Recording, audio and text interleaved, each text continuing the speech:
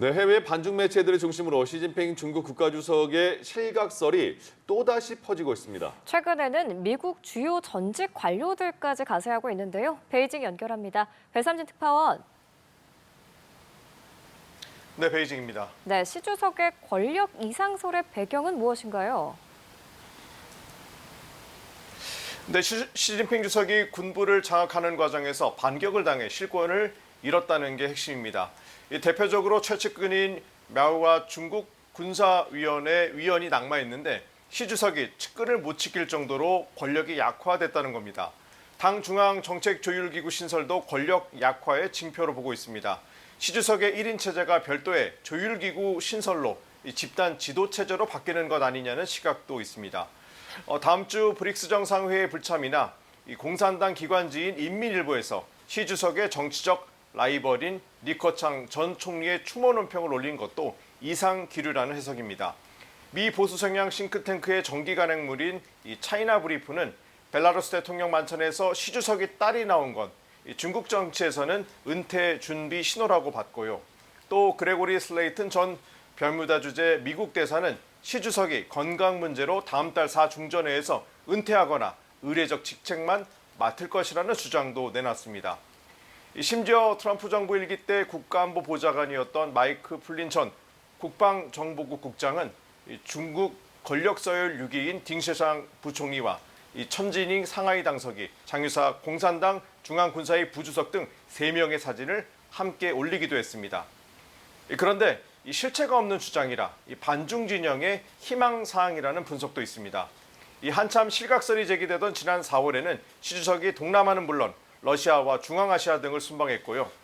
지난달에는 도널드 트럼프 미국 대통령과 전화통화를 했고 오는 9월 3일 항일 전쟁 80주년 열병식에는 직접 사열하고 연설도 할 예정입니다.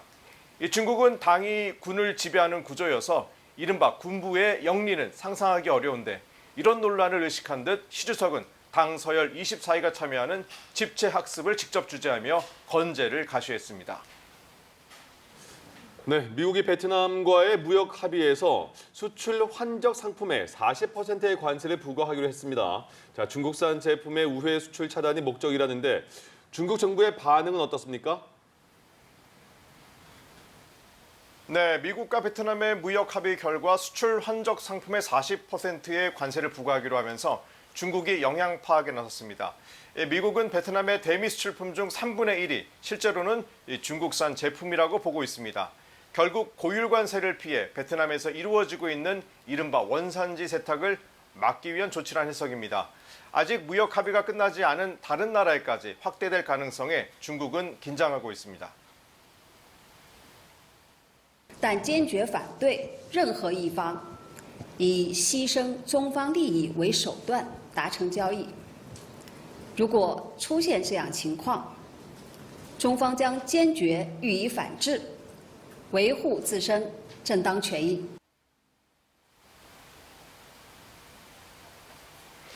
네, 현재 왕이 외교부장은 벨기에와 독일, 프랑스 등 유럽을 순방 중입니다. 양자 수교 50주년 정상회담 의제 논의차 유럽을 간 건데 중국과 유럽연합이 다자주의와 자유무역을 수호하자며 목소리를 높였습니다.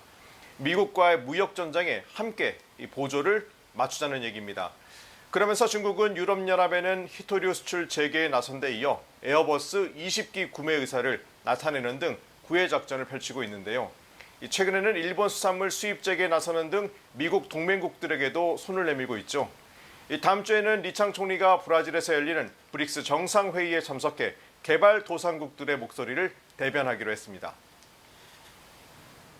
네, 티베트의 정신적 지도자 달라이 라마가 환생에 의한 후계자 제도를 이어가겠다고 밝혔습니다. 중국 정부에서도 별도의 입장을 내놨죠. 네, 달라이 라마는 90세 생일을 앞두고 내놓은 메시지를 통해 달라이 라마 제도가 계속될 것이라고 밝혔습니다. 그러면서 달라이 라마의 재단격인 가덴 포트랑 트러스트의 책임하에 미래 달라이 라마 승인 절차가 이루어져야 한다고 강조했습니다.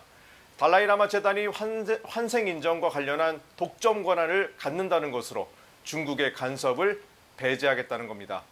달라이 라마의 후계 언급 메시지 발표를 앞두고 중국 당국은 내부 단속에 나섰는데요. 최근 시 주석은 자신이 4년 전 방문했던 티베트 마을에 보낸 편지의 답장을 보내 공산당과 함께라면 행복할 것이라고 밝혔습니다. 시 주석은 지난달 초에는 중국 정부가 정한 티베트 불교 2인자 판첸 라마를 불러 민족 단결과 티베트의 안정적 발전에 기여하라는 주문을 하기도 했습니다. 또 당 중앙 간부가 달라이 라마 출생지인 칭하이 성을 찾거나 티베트 자치구 주석이 성명을 내놓기도 했습니다. 이런 가운데 미국 상하원 의원들은 중국이 후계 구도를 정하려는 시도는 종교의 자유를 침해하는 부당한 간섭이라며 초당적 결의안을 발의했습니다. 중국 당국은 법에 따라 활불의 전승 방식을 보호한다면서도 중앙정부의 승인 원칙은 지켜져야 한다는 기존 입장을 재확인했습니다. 限制，任何宗教的生存和发展都需要和国家的社会环境和文化传统相适应。藏传佛教诞生于中国，是有中国特点的宗教，本身就是中国化的表。